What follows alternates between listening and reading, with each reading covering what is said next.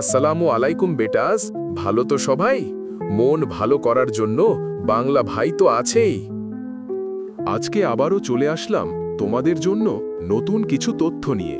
আশা করি উপকার হবে তোমাদের। আমার সাথে ইউকে ভিউ দেখে চিল করবেন, ইনফরমেশন শুনবেন, ভালো লাগলে মনে রাখবেন, না ভালো লাগলেও শুনে রাখবেন, পরে কাজে দিতে পারে কোনো সময়। হিথ্রো বিমানবন্দরে নামার মুহূর্তটা একজন বাংলাদেশি শিক্ষার্থীর জীবনের এক বিশেষ অধ্যায়। বিমানের ভেতরের চাপা উত্তেজনা, জানালার বাইরে ঘন মেঘ আর একেবারে ভিন্ন পরিবেশে নামার মুহূর্ত, সব মিলিয়ে হৃৎপিণ্ড যেন দ্রুত চলতে থাকে। বিমানবন্দর থেকে বেরিয়েই চোখে পড়ে পরিচ্ছন্ন রাস্তা, ট্রাফিকের শৃঙ্খলা আর জনজীবনের এক ভিন্ন ধারা। প্রথমেই মনে হয় এ যেন এক স্বপ্নের দেশ। এত পরিপাটি রাস্তা, যেখানে ধুলোবালি নেই, বৃষ্টি হলেও কাদা নেই, আর গাড়িগুলো চলাচল করছে যেন কোনো সিম্ফনির তালে। ট্যাক্সি বা ট্রেনের সারি, লোকজনের ব্যস্ততা আর ভদ্র আচরণ শিক্ষার্থীকে প্রথমে অভিভূত করে তোলে। কিন্তু এই মুগ্ধতার রং খুব বেশি দিন স্থায়ী হয় না। কয়েকদিনের মধ্যেই শুরু হয় কালচার শকের কঠিন বাস্তবতা। প্রথম আঘাতটা আসে আবহাওয়া থেকে। বাংলাদেশে বড় হওয়া একজন তরুণ বা তরুণীর কাছে যুক্তরাজ্যের শীতল আবহাওয়া একেবারেই অচেনা। ঢাকা বা সিলেটের তীব্র গরম আর আর্দ্রতায় অভ্যস্ত শরীর হঠাৎ করেই কাঁপতে থাকে বরফ শীতল বাতাসে। নভেম্বর বা ডিসেম্বরে বিকেল 4টার পরেই চারদিক অন্ধকারে ঢেকে যায়। সূর্যের আলো কমে গেলে মানুষের মনে এক ধরনের শূন্যতা তৈরি হয়। যারা আগে কখনো এমন আবহাওয়া অনুভব করেনি, তাদের জন্য এটি মানসিক চাপের বড় কারণ হয়ে দাঁড়ায়।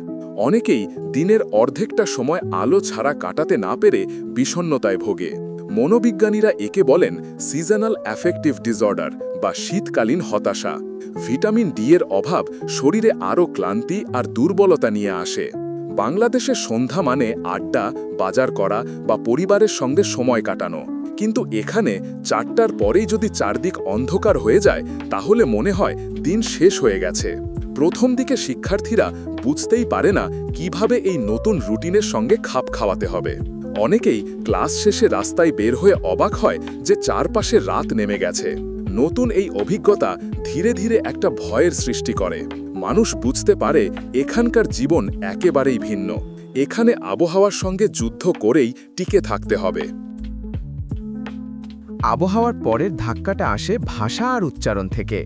বাংলাদেশ থেকে আসা বেশিরভাগ শিক্ষার্থী IELTS পরীক্ষায় ভালো নম্বর পেয়েই যুক্তরাজ্যে আসে।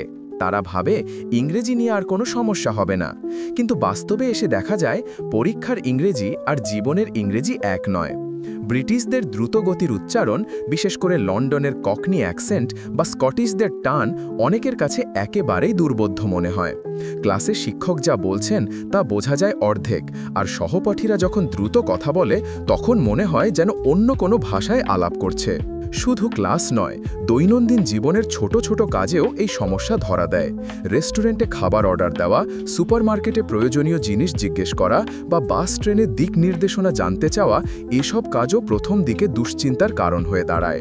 অনেকেই খাবার অর্ডার করার সময় ভুল বোঝাবুঝির শিকার হয়। অচেনা খাবারের নাম উচ্চারণ করতে গিয়ে লজ্জায় পড়ে। কানে দ্রুত উচ্চারণ ঢুকলেও মস্তিষ্কে তার মানে পৌঁছাতে সময় লাগে, ফলে কথোপকথনের ছন্দ ভেঙে যায়। এই ভাষাগত বাধা থেকে জন্ম নেয় এক ধরনের একাকিত্ব। ক্লাসে আলোচনায় অংশ নিতে গিয়ে কেউ যদি নিজেকে অক্ষম মনে করে, তবে ধীরে ধীরে সে চুপচাপ হয়ে যায়। বন্ধু তৈরি করা কঠিন হয়ে পড়ে, কারণ আলাপ জমাতে সাহস লাগে। অনেক শিক্ষার্থী মনে মনে ভাবে, আমার তো ইংরেজি ভালোই, তবে কেন কথা বলার সময় এত কষ্ট হচ্ছে? এই প্রশ্ন তাদের আরও ভেতরে গুটিয়ে নিতে বাধ্য করে। তবে সবচেয়ে কষ্টকর ব্যাপার হলো এই সমস্যা অন্য কেউ বুঝতে পারে না। স্থানীয়রা তো তাদের নিজেদের মতো করে কথা বলবেই, তারা ধীরে বলবে না। ফলে শিক্ষার্থীকে নিজেরাই লড়াই চালিয়ে যেতে হয়।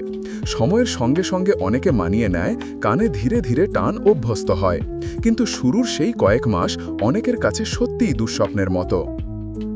আবহাওয়া আর ভাষার পাশাপাশি নতুন এক ধাক্কা আসে খাবারের সংস্কৃতি থেকে। বাংলাদেশে বড় হওয়া একজন তরুণ ভাত, ডাল, তরকারি ছাড়া পেট ভরার কথা ভাবতেই পারে না। কিন্তু যুক্তরাজ্যে এসে দেখা যায় বাজারে সবকিছুই পাওয়া যায় বটে, তবে দাম অনেক বেশি। হালাল খাবারের দোকান খুঁজতে হয় আলাদা করে। প্রথম দিকে অনেকেই ব্রিটিশ খাবার ট্রাই করে, যেমন স্যান্ডউইচ বা ফাস্ট ফুড, কিন্তু কিছুদিন পরেই শরীর ভাতের জন্য তৃষ্ণার্ত হয়ে ওঠে। রান্নার ঝক্কি সামলানো, নতুন রকম মশলা খোঁজা আর হোস্টেলে বা শেয়ার্ড কিচেনে রান্না করা, এসবই শিক্ষার্থীদের নতুন চ্যালেঞ্জ। সব মিলিয়ে হিথ্রো থেকে বের হওয়ার পর যে জীবনটা প্রথমে খুব সুন্দর মনে হয়েছিল, তা দ্রুতই বাস্তবতার মুখোমুখি দাঁড় করায়। শীতল আবহাওয়া, আগে ভাগে অন্ধকার নেমে আসা, অচেনা উচ্চারণে কথা বলা মানুষ আর ভিন্ন খাবারের সংস্কৃতি সবই মিলে তৈরি করে এক অদ্ভুত চাপ। এই চাপের নামই কালচার শক। কেউ কেউ এই ধাক্কা সামলে ওঠে দ্রুত, আবার কেউ দীর্ঘদিন ধরে মানিয়ে নিতে না পেরে একাকিত্বে ভোগে। কিন্তু ধীরে ধীরে প্রত্যেকেই শিখে ফেলে, টিকে থাকতে হলে মানিয়ে নিতে হবে। যে শীতকালীন অন্ধকার একসময় হতাশা তৈরি করত, সেই অন্ধকারেই কেউ নতুন করে আবিষ্কার করে নিজের পড়াশোনার সময়। যে উচ্চারণ একসময় বিভ্রান্ত করত, তা ধীরে ধীরে পরিচিত শোনায়। আর যে খাবার একসময় অচেনা ছিল, তা হয়তো পরে বন্ধুত্বপূর্ণ আড্ডার অংশ হয়ে ওঠে। এই মানিয়ে নেওয়ার প্রক্রিয়াই আসলে শিক্ষার্থীদের শক্তিশালী করে তোলে। যুক্তরাজ্যে পড়াশোনা শুধু ডিগ্রি অর্জনের জন্য নয়, বরং জীবনের এক ভিন্ন বাস্তবতার সঙ্গে যুদ্ধ করে নতুন অভিজ্ঞতা সঞ্চয়ের যাত্রা। আর সেই যাত্রার সূচনা হয় হিথ্রো বিমানবন্দর থেকে বেরিয়েই, যেখানে মুগ্ধতা আর ধাক্কার মিশ্রণে জন্ম নেয় নতুন জীবনের গল্প। তো এই ছিল আজকের জন্য। আবার কালকে আরও কিছু ইনফরমেশন নিয়ে আসব তোমাদের জন্য। সাবস্ক্রাইব করে সাথে থেকো আর বলবে কি ইনফরমেশন উপকার হবে বেশি। ধন্যবাদ বন্ধুরা।